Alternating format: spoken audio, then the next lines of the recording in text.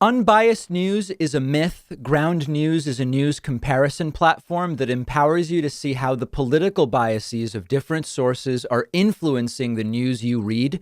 Download the Ground News app for free at davidpakman.com/ground.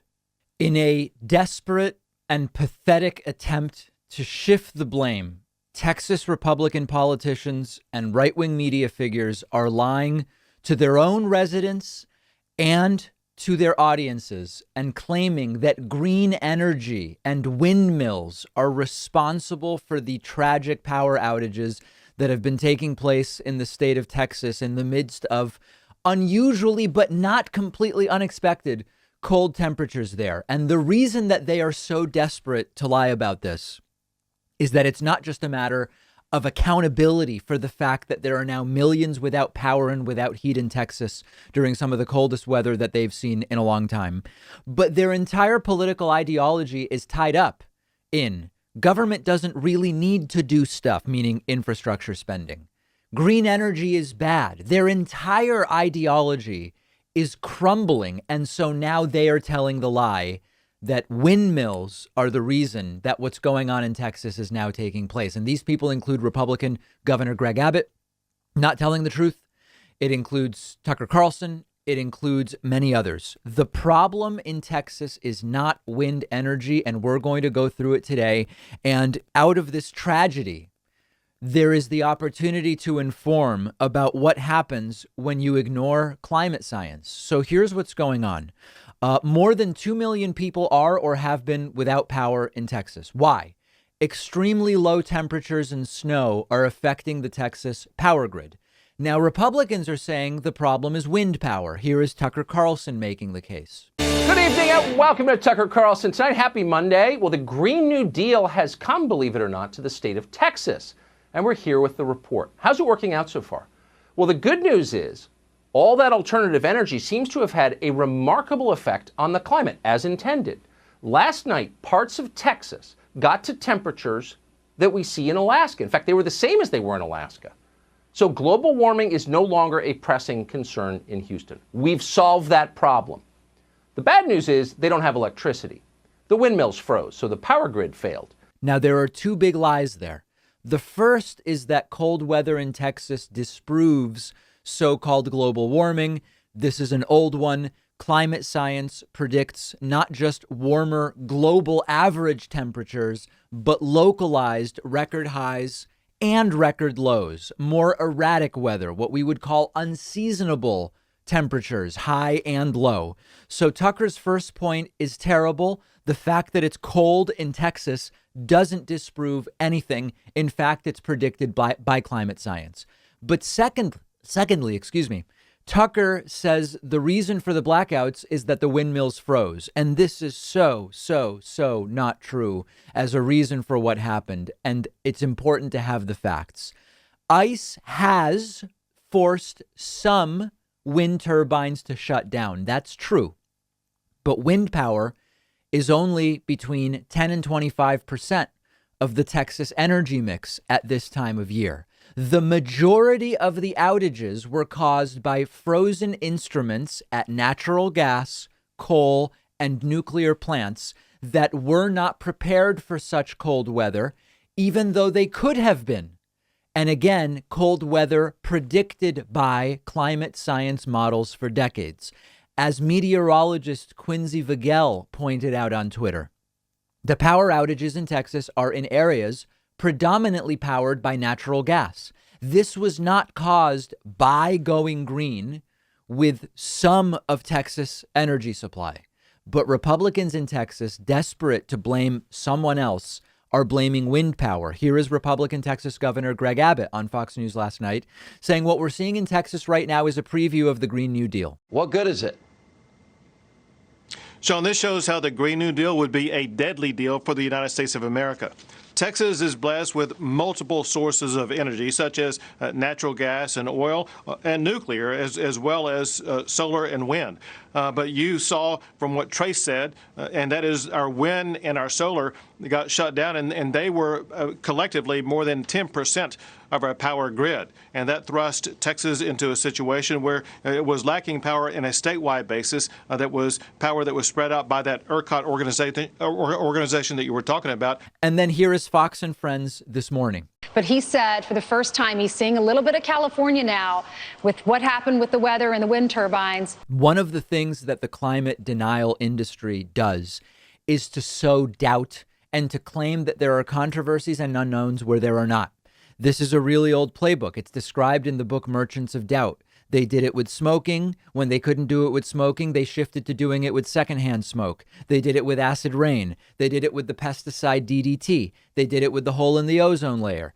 They've been doing it with various elements of climate change. Create doubt and manufacture a controversy where there isn't one. And I saw lots of people online saying, I don't know, it's hard to know what the truth is about what's going on in Texas because each side has their view.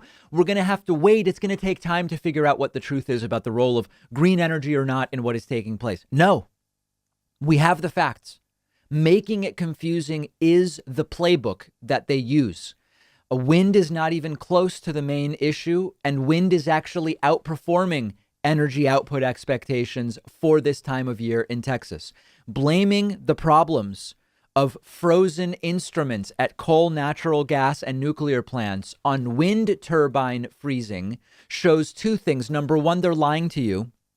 And number two, these are problems that have been solved in other states, but Texas has refused to actually deal with it. If in Texas they had accepted climate science, they would know, number one, we should expect more erratic weather. And because that can mean really cold weather, it means that we should weatherproof not only the wind turbines, but the coal plant instruments, the gas plant instruments, and the nuclear plant instruments. Many other states have done this. Listen, it gets cold in Wyoming and Montana. They have wind power as well.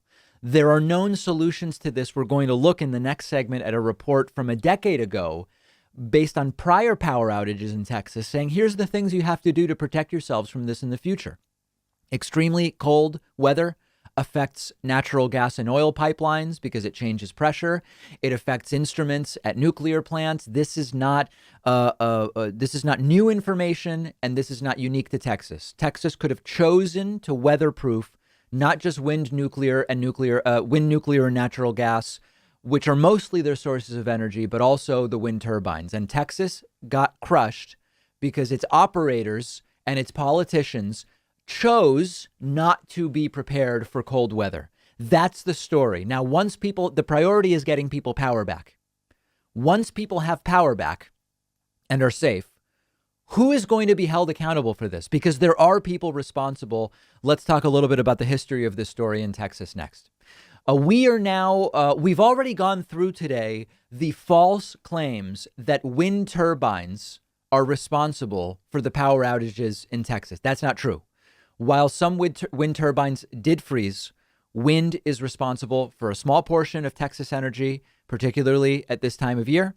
The primary issue was frozen instruments at unprepared, not weatherproofed, nuclear, natural gas, and coal power plants, energy generation plants. Now, not only were we aware for a long time that you should be prepared for cold weather, even in parts of the country that typically don't have it, because that's what climate science models predict. Warming overall on the planet with increasingly erratic weather, individual weather events in different places. But 10 years ago, Texas had this issue. And there's a very interesting op-ed in the Fort Worth Star-Telegram out of Texas, which points out public and private sector leaders may try to say there's no way they could have been prepared for this. That's a line of bull that no Texan should accept. This is an op-ed from yesterday or today. In 2011, Texas had what is known as the epic storm that ruined the Super Bowl in Arlington. And agencies at all levels offered recommendations to address the problems that contributed to those outages. And that none of the recommendations, or not nearly enough, not a sufficient amount of the recommendations, were actually taken. This was compiled into a report a decade ago. The report was called Report on Outages and Curtailments During the Southwest Cold Weather Event of February 1 through 5, 2011, Causes and Recommendations. And that report pinpointed exactly where things went wrong, how to ensure that it didn't happen again in the future. Many of the measures that were recommended were not particularly expensive and they were not particularly difficult to implement, but they weren't done. So not only do we have lies being told now to cover the fact that this has nothing to do with wind farms, we also have the negligence of a decade to fix a lot of these issues. Other states have done this stuff. Like, it's not rocket science. It's climate science, I guess. It's really just basic engineering. Generators can be prepared for winter. A lot of this stuff relates to adequately insulating and in other ways maintaining different instruments at nuclear, natural gas, as well as coal plants. There was a list. I mean, look at the report. The report is not exactly exciting reading, but the report makes it clear what needs to be done. In some cases, it's valves. I mean, this is not important stuff. It actually reminded me of the Deepwater Horizon oil spill in the Gulf, where a $500,000, some kind of, I believe it was a gasket or a valve or something like that, a $500,000 modification, $500,000 to each of these drilling platforms, could have prevented what ultimately was, I mean, was it hundreds of millions? I don't even remember at this point for BP what the total damages were, the environmental damage, et cetera. This reminds me of that in many ways. Also, by the way, even since 2011, it's not like this happened in Texas in 2011 and then not for a decade, and then now it happened again and they opted not to do anything. This has actually happened to lesser degrees over the last decade, and Texas still didn't deal with it. So is anybody going to be held accountable? Someone should be. The party that's in charge in Texas is the party that claims to be about personal responsibility. We'll talk about one Texas mayor who resigned in the last few days after making some insane comments about so-called lazy Texans, the people that had lost power. I guess that's sort of personal responsibility, but there needs to be responsibility and accountability at a greater level here. I don't know that there's an appetite for it, but it's going to happen again. We have an immediate tragedy. We shouldn't ignore that. There are people lacking power right now. But once that's fixed, what is going to be done? Because this is a real problem, and it's one where solutions have been outlined. They've been sitting around. The Trump administration had the pandemic response playbook. They ignored it. These recommendations have been sitting around Texas for a decade. And now look at the tragedy that is taking place. So we'll continue telling the truth about the role of different types of energy in this. And if you've fallen for the Tucker Carlson, Greg Abbott, whoever else, Fox and Friends line of this is what happens under the Green New Deal and renewable energy, that's not true. But ultimately, someone has to be held accountable for this. Let me know who you think it should be. You can find me on Twitter at @DPakman. The David Pakman Show at davidpakman.com.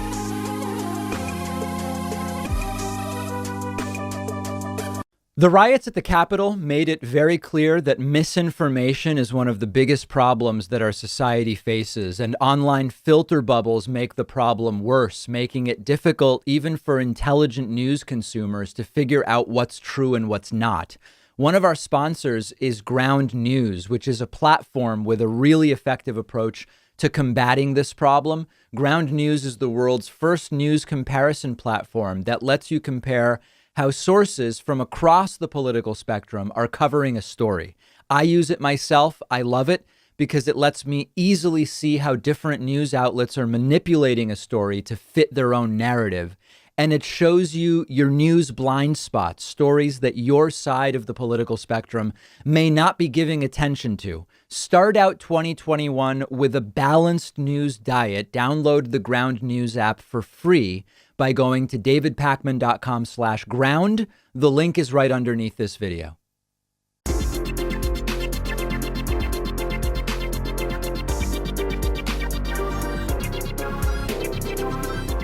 The David Pakman Show at davidpakman.com. Remember to grab a membership at joinpakman.com. Support The David Pakman Show. Get access to the daily bonus show. And if you would like, use the coupon code BETTER21 to get a big discount off of a membership. Joinpakman.com is the place to sign up.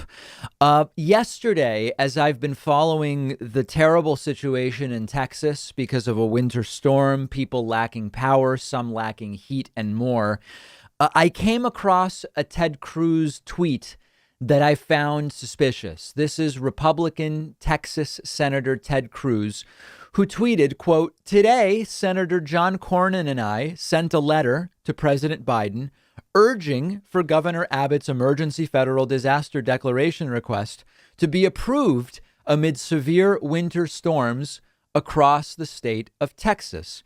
Now, when I saw this, I had an inkling that, wait a second, I remember Ted Cruz in the past when the natural disasters were in some other part of the country that he doesn't represent. I remember Ted being against disaster declarations and federal money for the affected states.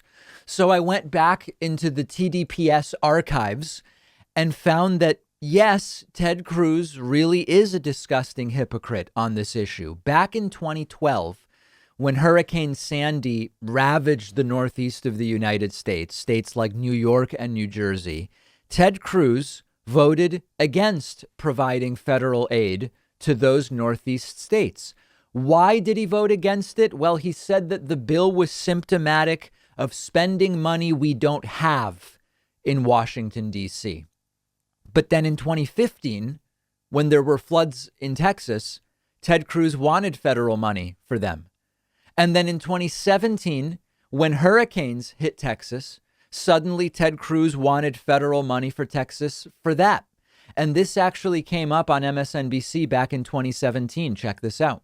But a lot of people are pointing out that you voted against aid for Sandy after that catastrophic storm up in the Northeast, that package back in 2012. And they're pointing at you and saying you're asking for money now when you weren't willing to help the people in the Northeast. What do you have to say to them?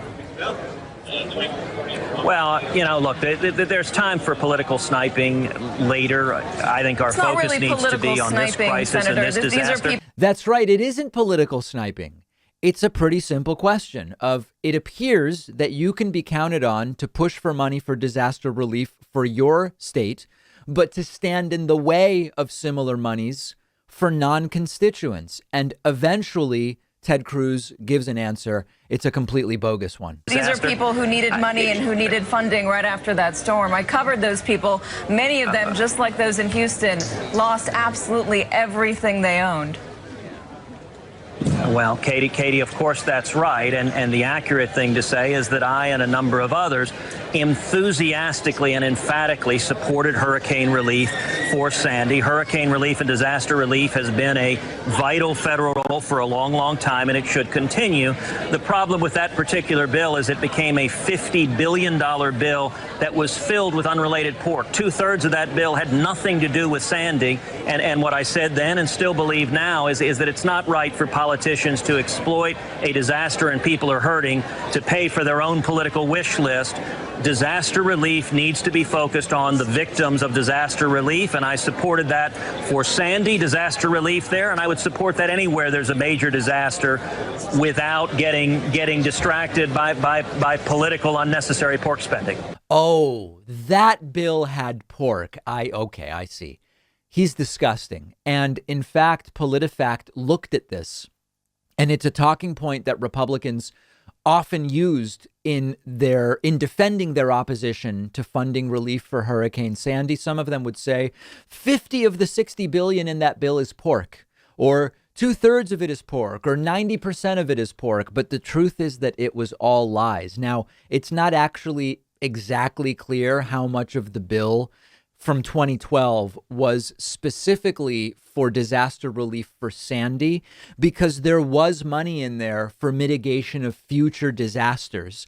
And as usual, there is some pork, but that's business as usual. That has nothing to do with where the disaster is. That's sadly how Congress works. It's horrible, but it's many of Ted Cruz's own Republican colleagues who were responsible for a bunch of that pork being in the 2012 bill. But here's the key thing. When you talk about disaster relief, it should be part of it to prepare for the next one. When we talk about coronavirus now and the package that Democrats now want to get through, it includes money for rebuilding some of the infrastructure that Donald Trump destroyed, getting rid of the pandemic response team, throwing out the playbook, all of these different things. If we don't take steps to harden and make systems more robust, this is just going to happen again. And the idea that that's why Ted Cruz voted against it is absolutely insane. Now, let me be super clear. I don't want to punish people of Texas because Ted Cruz is a hypocrite. I want the people of Texas to get the money. I just want Ted Cruz not to oppose disaster relief when it comes to some other state, but defiantly defend it when it's his own state. That's what's pathetic here. And Ted Cruz has a long history of doing this. Many Republicans have a long. We're talking about Ted Cruz now because he's involved in this because it's his state now. But the same thing happened in, I'm going from memory here, but I believe it was in Oklahoma because of tornadoes, when there were Republicans that were saying, of course, we need the declaration in Oklahoma. We need the federal relief money in Oklahoma. They had voted against Sandy relief in 2012 for New York and New Jersey. I believe Tennessee. I mean, we'd have to look at the full list, but this is a type of hypocrisy that is not rare in the American right, and it's absolutely destructive. Ted Cruz is as disgusting as the rest of them. Donald Trump is officially declaring war on Republicans. Yes, on, I guess, what is still considered his own Republican Party. Donald Trump put out a statement yesterday going after many Republicans, but in particular, Mitch McConnell. Take a listen to this. Donald Trump putting out a statement through the Save America PAC, which is a pro-Trump PAC. Trump can't tweet now, so he's putting it out through the PAC. Let's go through it and look at just the double speak that we see here. All right, let's get started. The Republican Party can never again be respected or strong with political, quote, leaders like Mitch McConnell at its helm. McConnell's dedication to business as usual, status quo policies, together with his lack of political insight, wisdom, skill, and personality, has rapidly driven him from majority leader to minority leader, and it will only get worse. So Trump here putting the blame of Republicans losing the Senate on everybody but himself. This is common. Trump does this all the time, blame other people. The reality is that Trump's failures, including his failure on COVID, are a big part of not only why he lost the White House, but why Republicans lost the Senate. So Trump blaming other people, he should be looking at himself. Trump going on. The Democrats and Chuck Schumer play McConnell like a fiddle. They've never had it so good and they want to keep it that way. We know our America First agenda is a winner, not McConnell's Beltway First agenda or Biden's America Last. In 2020, I received the most votes of any sitting president in history, almost 75 million. Now, remember, he lost by millions of votes. The real story is Biden got more votes than anybody ever. Trump goes on. Every incumbent House Republican won for the first time in decades, and we flipped 15 seats, almost costing Nancy Pelosi her job. Republicans won majorities in at least 59 of the 98 partisan legislative chambers. And the Democrats failed to flip a single legislative chamber from red to blue. And in Mitch's Senate over the last two election cycles, I single-handedly saved at least 12 Senate seats. That's delusions of grandeur. More than 8 in the 2020 cycle alone. And then came the Georgia disaster, where we should have won both U.S. Senate seats, but McConnell matched the Democrat offer of $2,000 stimulus checks with $600. How does that work? It became the Democrats' principal advertisement, and a big winner for them it was. Trump ignores that neither David Perdue nor Kelly Loeffler, the two Georgia incumbent Republicans who lost, were loudly out there talking about $2,000. Understand that as well. So putting it on McConnell from another state when it doesn't really bear any resemblance to what actually took place there is very weird. Trump then goes on. McConnell then put himself, one of the most unpopular politicians in the U.S., into the advertisements. Many Republicans in Georgia voted Democrat or just didn't vote because of their anguish at their inept Governor Brian Kemp, Secretary of State Brad Raffensperger, and the Republican Party for not doing its job on election integrity during the 2020 presidential race. This appears to be totally wrong. Trump is saying the reason Georgia incumbent Republicans Perdue and Loeffler lost is that Georgia Republican officials didn't go with everything Trump wanted to try to steal the election from Joe Biden. The truth is, many Georgia Republicans opted out because they were disgusted at Trump trying to steal the election. And they didn't want to reward Loeffler and Perdue by voting for them, given their alignment with Donald Trump. Trump continues. It was a complete election disaster in Georgia and certain other swing states. McConnell did nothing and will never do what needs to be done in order to secure a fair and just electoral system into the future. He doesn't have what it takes, never did, and never will. Now, this is, of course, sour grapes. I think McConnell's disgusting, but McConnell has been an insanely effective operator for the Republican Party, holding off on the Supreme Court seat that should have been filled by Merrick Garland with Barack Obama's selection, held it open for Trump to pick somebody, got hundreds of conservative judges approved. Like, I think McConnell's disgusting, but to say he's been ineffective is wrong. And Trump, this is just now sour grapes. Trump going on. My only regret is that McConnell begged for my strong support and endorsement before the great people of Kentucky in the 2020 election, and I gave it to him. He went from 1 point down to 20 points up and won. How quickly he forgets. Without my endorsement, McConnell would have lost and lost badly. Now his numbers are lower than ever before. He is destroying the Republican side of the Senate and in so doing, seriously hurting our country. Likewise, McConnell has no credibility on China because of his family's substantial Chinese business holdings. He does nothing on this tremendous economic and military threat. Funny how Trump didn't care about that when he was working with McConnell and had McConnell's wife, Elaine Chao, as his Secretary of Transportation. Mitch is a dour, sullen, and unsmiling political hack. And if Republican senators are going to stay with him, they will not win again. He will never do what needs to be done or what is right for our country. Where necessary and appropriate, I will back primary rivals who espouse making America great again and our policy of America first. We want brilliant, strong, thoughtful, and compassionate leadership. Prior to the pandemic, we produced the greatest economy. Okay, blah, blah, blah. Trump goes on with some stuff that is just his normal bragging. This is very interesting. First of all, I think that it's important to understand that at a big picture level, Trump right now still represents the majority of the Republican electorate, 64% of the Republican electorate willing to leave the party if Trump starts his own party. 89% of the Republican electorate wants Trump to stay significantly involved in politics. That being said, I have argued that a split in the Republican Party is good for the left if the left is ready to take advantage of it. The risk, of course, is if it goes neocon versus QAnon, right? Standard Republicans and then the Trump crazies, if they split, if it's QAnon versus neocon, if QAnon wins, if it grows and wins, it would be really bad for the United States and the world. That's the risk. I don't believe that that's likely to happen, but it remains to be seen. As far as McConnell goes, if Trump's going to try to primary Republicans, I think that big picture, that's also good for Democrats and for the left. I don't think McConnell really cares about this. McConnell, 6 years from now, when Mitch McConnell's 84 and he's running maybe for re-election and Trump is 80, I don't know that this internal challenge or threat from Trump is going to really be that big of a deal. But that's the latest for now in Donald Trump appearing to launch a civil war on his own Republican Party. Very, very interesting.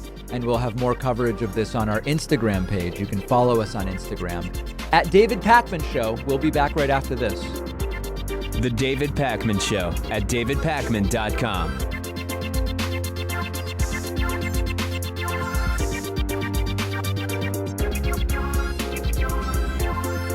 The number one funding source for the David Pakman Show has been and continues to be membership. And membership is not just a feel-good thing. You get access to the world-famous bonus show every single day just for members, as well as commercial-free audio and video feeds of the show day in and day out. You can sign up for membership very, very quickly at joinpakman.com. That's join, Pakman.com.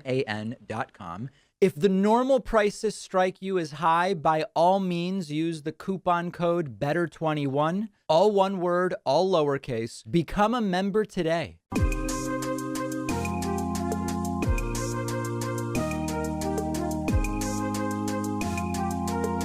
Welcome back to the David Pakman Show.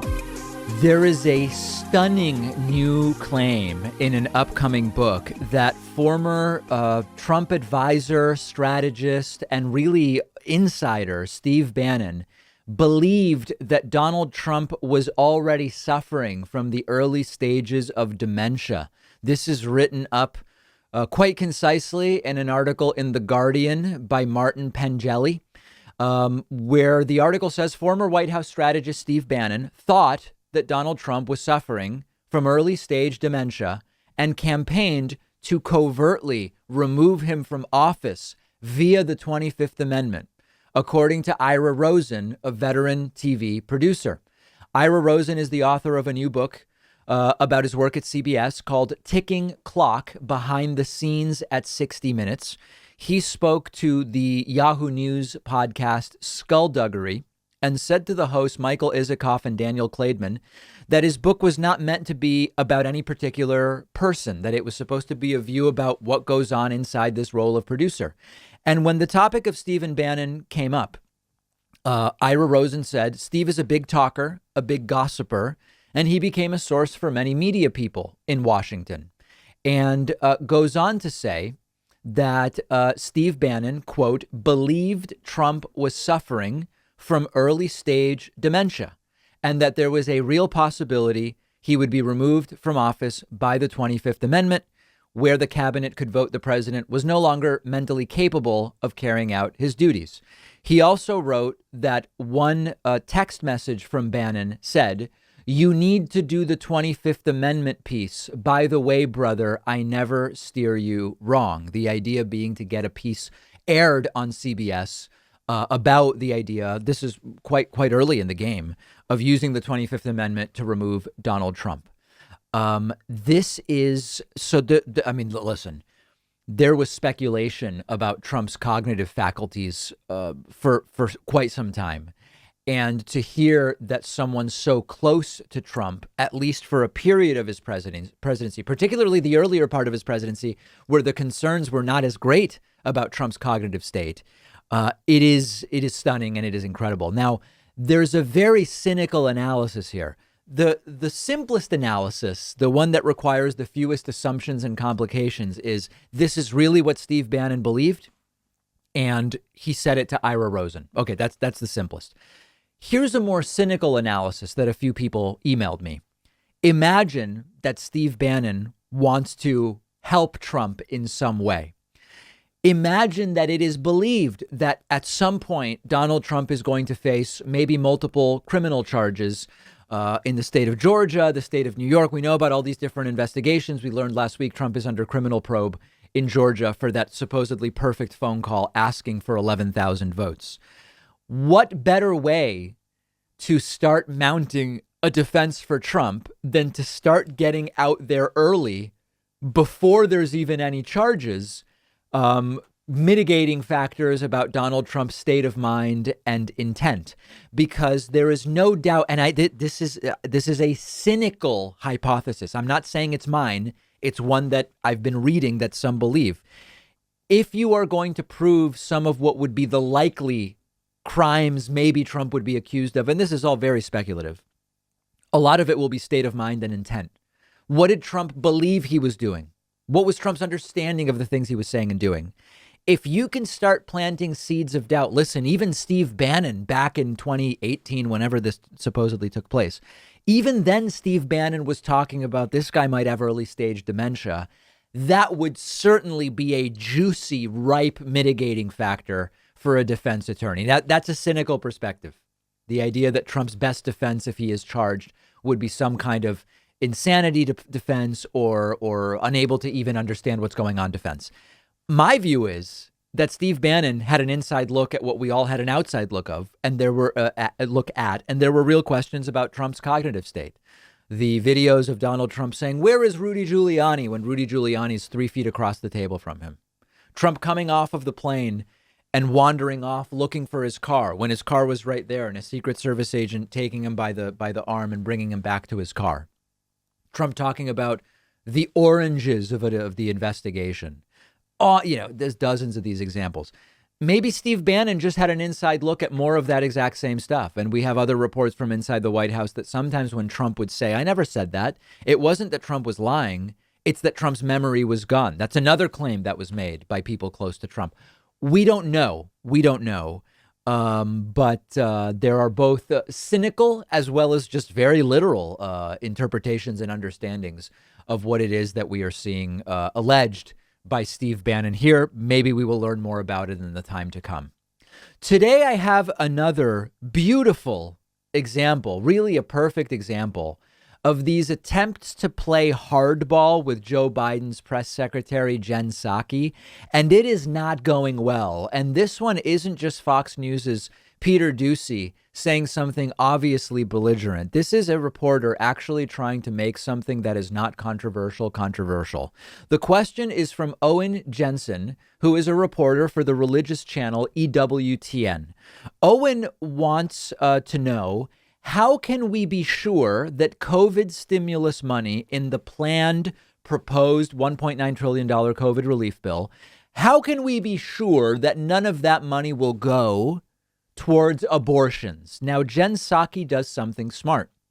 She asks, well, what specific sections are you even referring to where money could go to abortion? Let's listen and then discuss. Go ahead in the back. Yeah, good afternoon. Owen Jensen, EWTN, Global Catholic Network. So regarding the American Rescue Plan, groups like pro-life groups, including the Susan B. Anthony list, very concerned that millions of U.S. taxpayer dollars will go to the abortion industry in violation of the Hyde Amendment. We know where President Biden stands on the Hyde Amendment, but that being said, can this administration right now guarantee, if the American Rescue Plan is passed, that no taxpayer dollars will go to the abortion industry? Which component of the American Rescue Plan are you referring to? I'll pull it up right here. A $50 million funding increase for the Title X program. $750 million for global health activities, and billions in funding for community health centers without applying the Hyde Amendment. Well, the president's view on the Hyde Amendment is well known, as you have stated in your question. He also believes that community health centers are a key part of addressing the pandemic, of ensuring that people in communities have access to vaccines, have access to treatment and information about making sure they're healthy and their loved ones are healthy. So that remains a priority to the president. He's shared his view on the Hyde Amendment. I don't think I have anything new for you. So Jen Psaki's later part of the answer is sort of okay, but it's her earlier question that's key. She asks, what parts of COVID relief are you referring to? And the reporter mentions Title X, global health initiatives, and funding for community health centers. Now, two of those we can just dismiss out of hand because there's no evidence, they don't make sense. He says, does the money for global health initiatives maybe go towards abortions? There's no reason to think that that's the case. Does the money for community health centers maybe go towards abortions? Absent some reason to believe that that funding would go towards abortion, I think there's no reason to explore those any further. But the interesting one is Title X. Title X is a federal grant program that's related. It's related to family planning. That's true. And it is part of the program that no Title X money goes to abortion directly. It is true that because Title X provides money for contraception and family planning, it reduces pregnancies, and thus it reduces the number of people seeking abortions. And again, some people might say, well, listen, Title X allows money to go to Planned Parenthood, and Planned Parenthood does abortions. But again, the law is Planned Parenthood can't use Title X money to fund abortions. So this is the same tired talking point about federal funds for abortion that religious media and Republican politicians love to trot out whenever the president is a Democrat, when there actually isn't anything to discuss. Title X money can't go towards abortions. There's no reason to think that if the Title X money is in COVID relief, it would be any different than anything else. Now, one last bonus clip for you from yesterday's briefing. Just another silly question. A reporter tries to also play hardball with Jen Psaki because Joe Biden's planned address to a joint session of Congress is happening in March, not in February, as some initially thought. And it just kind of goes nowhere. Sorry, just wanted a quick follow-up on the president's appearance before a joint session of Congress. In his primetime address last month in January, reading from prepared remarks, he said, next month, in my first appearance before a joint session, I will lay out my Build Back Better plan. So it feels like he did say it was going to be in February. Well, what I was referring to is there was reporting on February 23rd, and I don't know where that date came from, which has never been inaccurate. So the February 23rd wasn't just an inaccurate date. No one's fault. It just was, and it created some confusion. So I was just trying to clarify it. Obviously, the president looks forward to speaking to a joint session. We just don't have a date yet for when that will be. Jen Psaki continuing to just be kind of like the mom who's frustrated, but trying to remain patient with her kids. Maybe it's just a confusion. We're not blaming anybody. The address by Joe Biden will be in March. It's not a big deal. And there are rumors, of course, from Washington that Joe Biden doesn't want to do that address until COVID relief is passed. And I would certainly understand that, because the longer it goes without passing COVID relief, the more of an early stain that will be on the Biden presidency. It's time to pass it. It's time to pass it. I said it yesterday. I said it the day before. I'm not going to keep going on and on, but it is time to pass COVID relief. Remember, during their first year in office, presidents typically don't do a State of the Union, but they will sometimes do a joint address before the House and Senate, not called a State of the Union. It could be really at any time. And I am looking forward to seeing Joe Biden's in March, but really trying to create a controversy where there isn't one.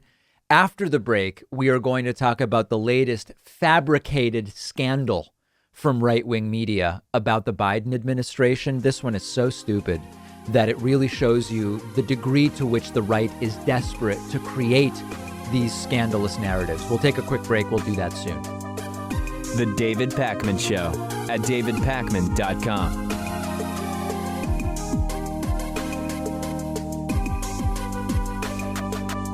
The David Pakman Show is audience-supported media, and you can contribute any amount you want on Patreon, as little as $1 per month. Plus, you can get the daily bonus show, world famous at this point, and the daily commercial-free TV show by making those pledges at patreon.com/David Pakman Show. This is audience-supported media. We depend on the support of our viewers and listeners.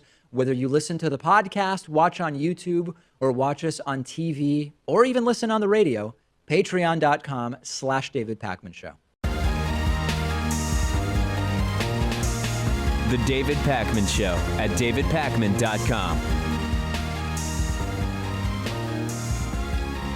Donald Trump and Rudy Giuliani are just at the beginning of their legal troubles. You heard a couple of weeks ago that Rudy Giuliani is under serious legal pressure for his false claims about Dominion voting machines and their alleged role in the 2020 presidential election. Now Donald Trump and Rudy Giuliani are being sued for their role in inciting the January 6th riots. And it's not just one lawsuit. There is going to be, in theory, lots of legal money to be made by lawyers defending these guys over the next few years, if they actually pay their legal bills. Let's talk about the two lawsuits that are going on. First and foremost, the NAACP has sued Rudy Giuliani and Donald Trump, as well as two white supremacist groups, citing their role in the January 6th insurrection. In addition to this, a Mississippi Democratic Representative, Benny Thompson, in his personal capacity, has also sued Donald Trump and Rudy Giuliani. This lawsuit was filed yesterday morning in federal district court for Washington, D.C. It says Trump and Rudy, in collaboration with the Proud Boys and Oath Keepers, conspired to incite the riot to keep Congress from certifying the results of the 2020 presidential election. And it says that their doing so specifically violated the Ku Klux Klan Act, which is a statute designed to protect both formerly enslaved Black Americans as well as lawmakers in Congress from white supremacist violence. Representatives Hank Johnson and Bonnie Watson Coleman are going to be joining the litigation as plaintiffs in the coming days.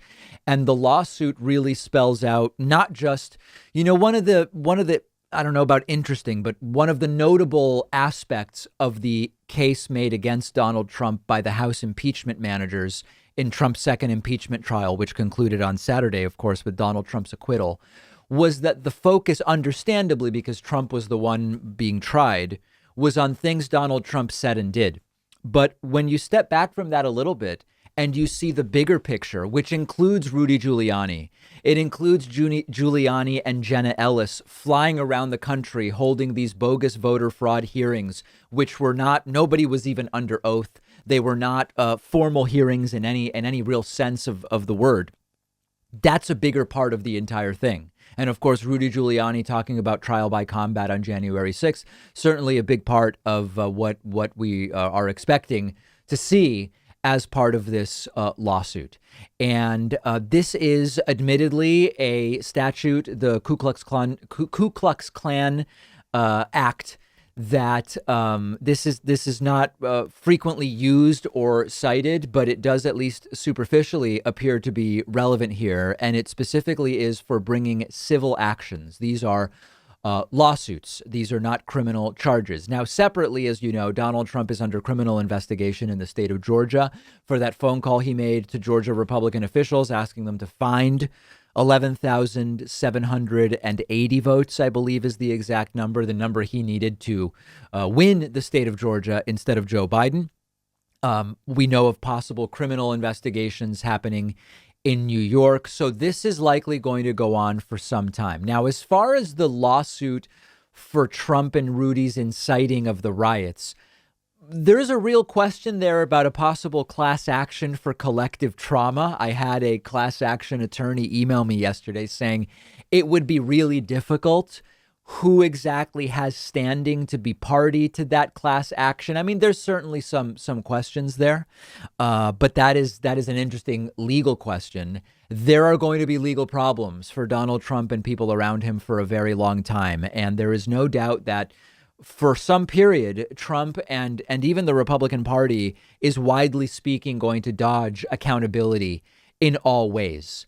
In 2022, we will see for the first time electorally whether some of these people that came to power on the coattails of Trump. I'm, of course, talking about the I don't know what to call them exactly, but Madison Cawthorn, Marjorie Taylor Greene, and Lauren Boebert. If they got reelected, that would be a big sign that this Trumpian wing is not going to suffer any consequences for what they did in 2020. And we know that much of the American public has a short memory and that they may have moved on to who knows what will be going on in 2022. As far as Trump is concerned, Trump's legal problems aren't going away, even if this specific lawsuit isn't going to be more than a small thorn in his side. There may be 100 thorns. Could be a sort of death of 1,000 paper cuts sort of situation. And certainly Donald Trump is going to be racking up significant legal bills. Whether he will pay them, as always, remains to be seen. Desperate times call for desperate measures, and times are really desperate right now for Fox News Channel. Now, you might be wondering why. What's going on? Why are things so desperate for Fox? Fox News attached their wagon, so to speak, to the wrong horse. That horse being Donald Trump. And Donald Trump lost the election badly and then humiliated himself and the American right by waging the wacky, baseless fight to try to steal the election from the rightful winner, Joe Biden, that we all observed together for a period of several months. And this had a number of different repercussions. It led to many Republicans abandoning the Republican Party, but it also led to lots of Fox News viewers leaving Fox News for OAN and Newsmax, which more reliably welcomed and pushed and entertained any and every harebrained conspiracy theory about the election. So Fox News' ad dollars are collapsing. Ratings for some of their key shows are way down from before the election, including the Sean Hannity program. And Fox News is in a panic. What do? What do we do? They have been asking. So they are going back to the strategy that got them to where they are in the first place. Manufactured scandals about Democratic politicians. Think Benghazi. Think Obama's tan suit. Think the war on Christmas, migrant caravans at convenient times, that type of thing. And the new one on Tucker Carlson's show, this is just something else. The new one that Tucker has concocted with his producers is that the relationship between Joe and Jill Biden that appears to be a loving relationship, a seeming return to a couple that likes each other, which is a big change from Donald and Melania Trump's relationship. The claim is that Jill and Joe Biden's relationship is actually a fake, stage-managed public relations campaign. Take a look at this. And at the heart of this great American family is a love story. One man, one woman, and the fires of passion that changed the course of our history. Not since Anthony dined with Cleopatra in downtown Antioch, before they killed themselves, obviously, has a country witnessed a love story as moving and poignant as Jill and Joe's. No, ladies and gentlemen, Jill Biden is not Joe's caretaker. She isn't his nurse. She's his fully equal romantic partner. Together, they are like besotted teens, yet at the same time, they are the wise and knowing parents of a nation. As a headline from Politico on Valentine's Day put it, quote, historians and relationship experts agree. The first couple's romantic gestures aren't just genuine, they're restorative. So it's official. The Biden's affection is totally real. It's in no way part of a slick PR campaign devised by cynical consultants determined to hide the president's senility by misdirection.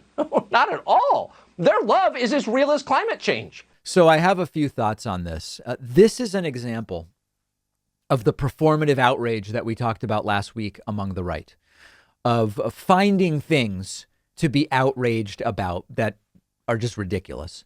And secondly, understand that this doesn't get on TV on a whim. I don't know exactly how many minutes of commercials there are during Tucker Carlson's show, but if it's similar to many other cable news shows, you know, it's somewhere between 18 and 23 minutes of commercials. That leaves about 37 or so minutes of content. Every single one of those 37 minutes is very highly produced, meaning that this story was pitched at some kind of morning meeting. And as a group, they decided, yes, let's go with this story. Let's go with this story about Joe and Jill Biden's relationship being some kind of fake act. And then, of course, being Tucker, he has to throw in their relationship is as real as climate change, which is part of how they are packaging up their response to the Texas power outages, which we talked about earlier in the show, to blame wind power and claim that climate change is fake. But understand the other part of why they're actually doing this.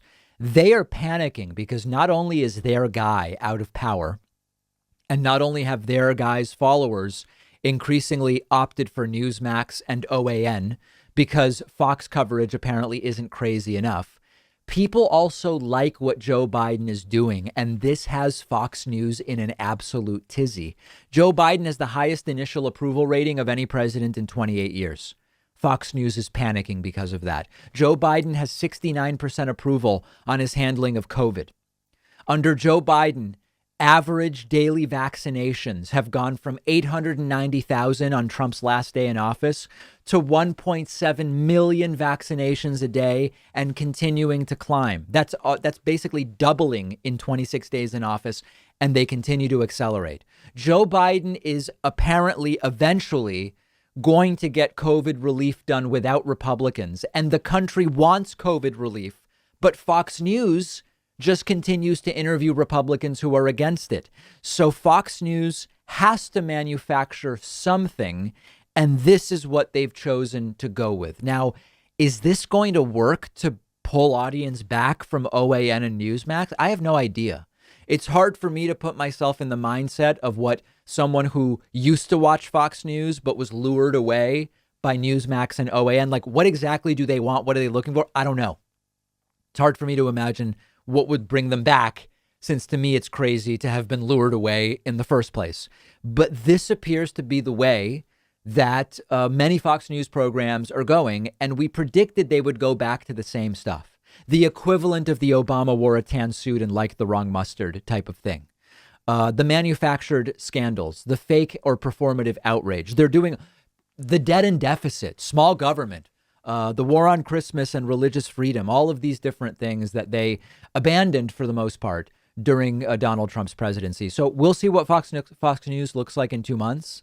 We're already starting to get a sense of the playbook they're going back to in the aftermath of the Trump presidency. And then the next question will be, if Fox does A, what is it that Newsmax and OAN will do? I don't know the answer, but it's going to be some wild times.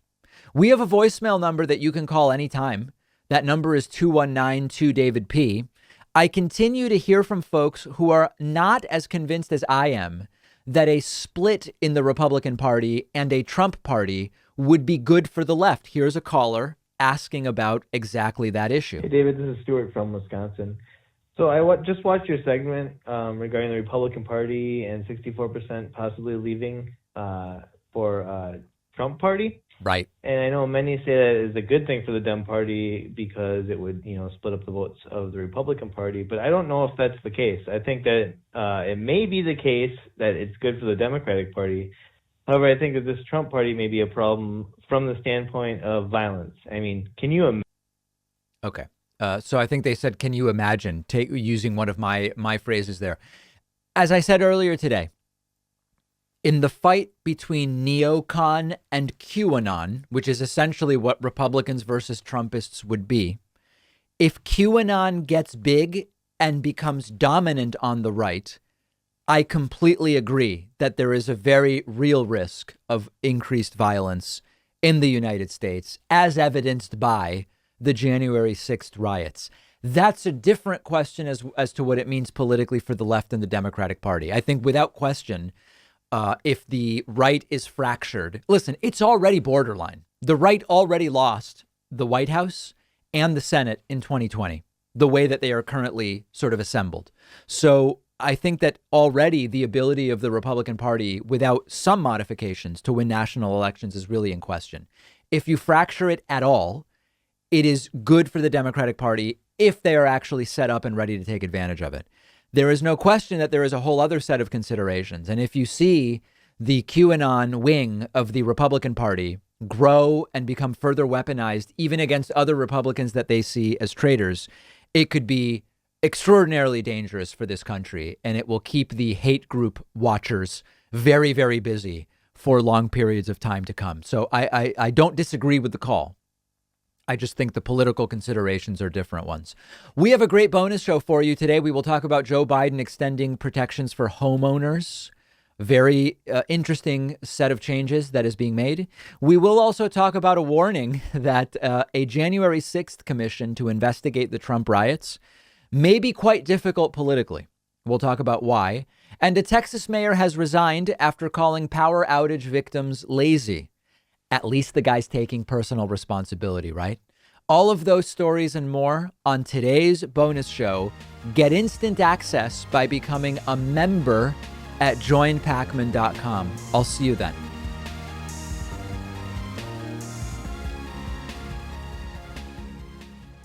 Thanks a lot for watching today's show. I just want to take a second to tell you about today's sponsors. Unbiased News is a myth. Ground News is a news comparison platform that empowers you to see how the political biases of different sources are influencing the news you read. Download the Ground News app for free at davidpakman.com/ground.